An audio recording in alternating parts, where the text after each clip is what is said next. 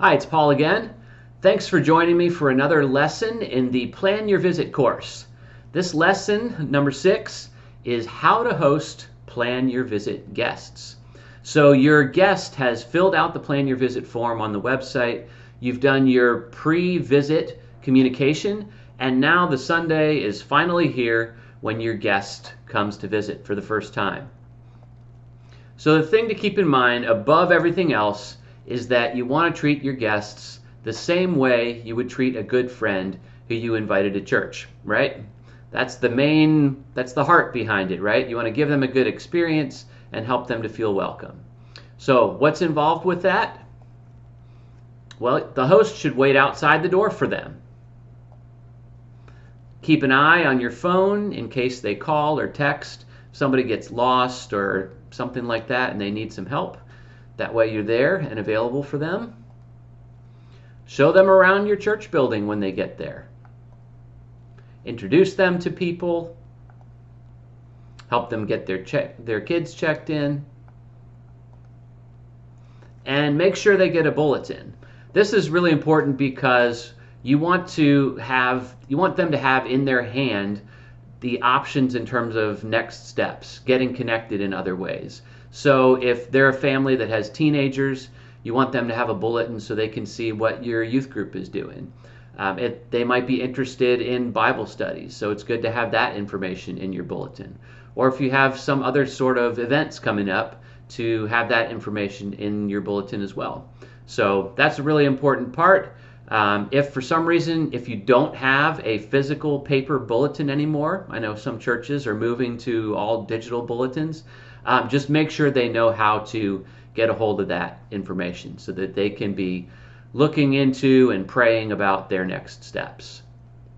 And if you have some sort of a first-time guest gift that you give people, like a coffee mug or something else like that, make sure they get that gift. All right, and then last of all, sit with them in the service. If you ask a guest, would you like me to sit with you? Chances are they're going to say, oh no, we're fine. But if you sort of insist and say, hey, do you mind if I sit with you? They'll probably say, sure. And that way you are with them to answer any questions they might have during the service. And then you're also there with them after the service to be able to have a conversation with them and see if there's anything in the service that they have questions about. All right, so another aspect of this is 3 things that we think it's really important for you to learn about your guests while they're there. First of all, you want to get their names. This is pretty obvious, right? But you want to make sure that you have the names of the adults and the kids, and that way you're able to enter that information into whatever sort of church management system you have, or if you have a spreadsheet that you're keeping or something like that. But also just so you can, refer to people by their first names, right? It's what a friend would do. Next, you want to find out, how did you hear about our church? This is really helpful because if you keep a log of all of your visitors throughout the year, then you can look back and you can total up how all the different ways that people heard about your church in order to be able to evaluate what sorts of marketing approaches or outreach approaches are effective.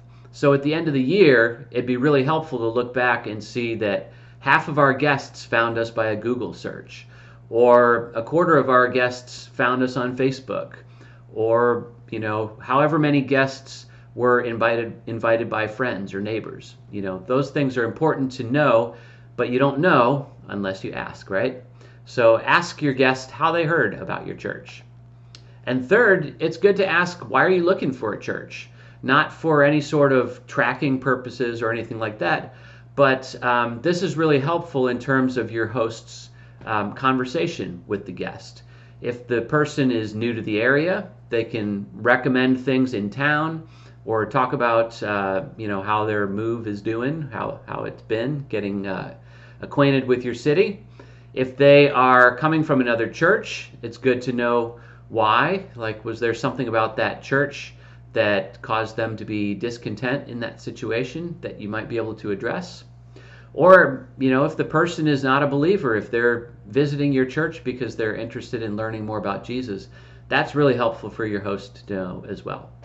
So we try not to have a grand inquiry and ask them all kinds of questions, but here are 3 things that it's really helpful for your host to learn about your guest. And then, as I was mentioning, if you've got some sort of a church management system, you can put this information in that. If you don't have a church management system to log your guests, we have an example of a Google spreadsheet that you can use. And so there will be a link in the notes for this lesson where you can get a copy of that. All right, then after the service, this is why it's important to sit with your guest, because one big thing you want to do after the service, make sure they meet the pastor. We hear that 8 in 10 visitors will return to your church if they meet the pastor on their first visit. So make that a priority, and also make sure that your pastor is making this a priority as well, because most of the time the members of the church swarm the pastor after the service and want to talk with them, and so you're going to want to make sure that your pastor is interruptible so that he can meet the guests that are there. All right. One other thing, if this is up to you, but if your church is and your hosts are super friendly, they might want to take them out to lunch if there's a good connection there. Totally up to you, but just throwing that out there as a possibility. So this is everything involved, all of their tips for how to host a Plan Your Visit guest.